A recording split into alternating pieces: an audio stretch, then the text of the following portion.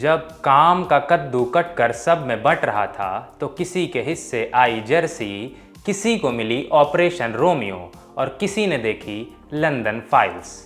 और हमारे हिस्से आई एक वेब सीरीज, नाम है गिल्टी माइंड्स। तो there was a doubt in my mind. 50-50 minute के 10 एपिसोड बहुत बोरिंग होने वाला है, पर देखना मजबूरी में शुरू किया था, फिर मज़ा आने लगा। नमस्ते, मेरा नाम है अनुभव। यकीन मानिए पर मुझे बिल्कुल भी अनुभव नहीं है। आप देख रहे हैं लल्लन टॉप सिनेमा। अरस्तु पोएटिक्स में लिखते हैं, सबसे बेकार फिक्शन होता है एपिसोडिक फिक्शन। एपिसोडिक माने जिसमें किरदार एक हो, थीम एक हो, प्लॉट एक हो, पर हर एपिसोड की कहानी अलग अलग हो। सीआईडी इसका सबसे अच्छा उदाहरण है। कुछ तो गड़बड़ है दया। गिल्टी माइंड्स भी अपने कहानी और किरदारों के रचाव बुनाव में एपिसोडिक होने की कोशिश करती है। कोशिश इसलिए कि न तो यह पूरी तरह एपिसोडिक हो पाती है और न ही एक स्टैंड अलोन कहानी के तौर पर खुद को पेश कर पाती है, पर 4 राइटर्स की टीम मिलकर इसे कहानी की बुरी बात बनने से बचा ले जाती है। शायद हालिया दिनों में आए कोर्ट रूम ड्रामा में यह सबसे अच्छी लिखाई मानी जाएगी। हर एपिसोड में एक नया केस, नया पहलू और नई जगह। सीरीज की खास बात है कि यह अलग अलग जगहों की यात्राओं पर ले जाती है और उस यात्रा में वहाँ के संगीत, संस्कृति, समस्याओं और भाषा से रूबरू करवाती है। जैसे पहाड़ पर पहाड़ी और महाराष्ट्र में मराठी। डिफरेंट जगहों से आए इसके किरदार भी अपनी मूल भाषा और उसका लहजा नहीं छोड़ते, बस बिहारी लहजा खटकता है। इसके चौथे एपिसोड में एक किरदार है लता झा। उसका बिहारी डिक्शन अच्छा नहीं है, बनावटी लगता है। मैं को हम और क्या को का बोल देना ही बिहारी नहीं होता। चौथा एपिसोड लिखाई के मामले में सबसे कमजोर है। 3 एपिसोड तक बहुत टाइट लिखाई है, चौथा एपिसोड बोरिंग लगता है, तीसरा एपिसोड लिखाई के मामले में लाजवाब है। उसके आगे के कुछ एपिसोड्स बहुत अच्छे हैं और कुछ सिर्फ अच्छे। जहां भी लगता है अब मामला उबाऊ होने वाला है, वहीं कुछ अच्छे सीन आपको बांध लेते हैं। हर एपिसोड का नया केस एक नई समस्या से डील करता है, जैसे पानी की समस्या, video game addiction, film industry का me too movement, test tube baby के नाम पर हो रही धांधली, copyright claim, driverless car, dating app की चालाकी और भी बहुत सी प्रॉब्लम्स। इन सब से डील करते हुए सीरीज कहीं पर भी खुद को क्लीशे नहीं होने देती।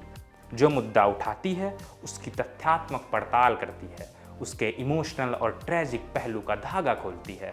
हर एपिसोड की नई कहानी के साथ यह सीरीज किरदारों को भी फ्लरिश होने का भरपूर मौका देती है। हर कैरेक्टर की कहानी को भी बखूबी पर्दे पर पेश करती है।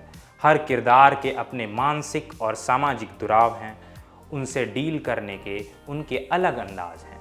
सीरीज रिलेशनशिप के हर पहलू को निचोड़ती है, कह न पाने की ग्लानि को महसूस करवाती है। दर्शकों में जीवन के तंतुओं, दुख, सुख, अवसाद और घृणा की बारीक मानवीय समझ डेवलप करती है। सीरीज में कंटेम्प्रेरी रेफरेंसेस को बहुत अच्छी तरीके से इस्तेमाल किया गया है, जैसे टू मच डेमोक्रेसी या फिर सब चंगा सी। एक डायलॉग भी है, पहले सवाल पूछने पर विद्रोही कहा जाता था और अब देशद्रोही। कुछ क्लीशे मोमेंट्स भी हैं, जैसे नाम से बिहारियों को पहचान लेना और आर्ग्यू करते समय वकीलों का एक दूसरे को मेरे काबिल दोस्त कहकर संबोधित करना। पर इतने सारे अच्छे मोमेंट्स हैं कि इन एकाध क्लीशेस को आसानी से इग्नोर किया जा सकता है। कुछ इमोशनल मोमेंट्स इतने सहज और वास्तविक लगते हैं कि वो आपको असहज कर देते हैं। जैसे दूसरे एपिसोड में जब प्रतीक मल्होत्रा को जज सजा सुना रहे होते हैं, इतना अच्छा सीन बन पड़ा है, आपको सिनेमा का प्रभाव खुद पर महसूस होगा। ऐसे कई भावुक कर देने वाले क्षण सीरीज में हैं। भावनाओं को कोर्ट केसेस के जरिए बहुत ही मैच्योर और बेहतरीन ढंग से पेश किया गया है। फिल्म का डायरेक्शन शेफाली भूषण और जयंत दिगंबर ने मिलकर किया है। शायद ये हालिया दिनों में आई हिंदी वेब सीरीज में सबसे अच्छा निर्देशन है और इतना सधा हुआ डायरेक्शन उस पर इतनी बारीक मानवीय पहलुओं की समझ, कैमरे का मानव मन में बेहद सेंसिटिव तरीके से प्रवेश, भावनाओं के तार्किक और अतार्किक स्ट्रक्चर की मास्टरी, हर किरदार को पूरा मौका, लोक संगीत और साइलेंस का इतना सटीक प्रयोग, बहुत दिनों के बाद हिंदी पट्टी में इतना बेहतरीन डायरेक्शन देखने को मिला है। शेफाली और जयंत भविष्य में भारतीय सिनेमा को प्राउड फील करने के बहुत से मौके देने वाले हैं। सिद्धार्थ श्रीनिवासन ने सिनेमाटोग्राफी में दिखाया है कि अब भी इस क्षेत्र में बहुत कुछ है जो नया किया जा सकता है, कैमरे के लिहाज से नहीं, लाइटिंग के लिहाज से। जैसे हम अनुराग कश्यप के सिनेमा में लाइटिंग का बहुत अच्छा प्रयोग पाते हैं, ठीक वैसा ही इस सीरीज में आपको देखने को मिलेगा।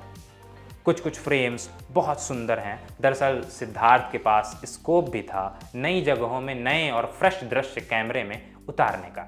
नवनीता सेन की एडिटिंग भी अच्छी है, कुछ जगहों पर बहुत अच्छी है। तीसरे एपिसोड में जब जज फैसला सुना रहे होते हैं, उसी के पैरेलल एक इंटरकट लगाया गया है जिसमें कोल्ड ड्रिंक की बोतलें मशीन पर आगे बढ़ रही होती हैं और जज का स्टेटमेंट खत्म होने पर 2 बोतलें नीचे गिर जाती हैं। Cinematic sense of story telling की दाद देनी पड़ेगी।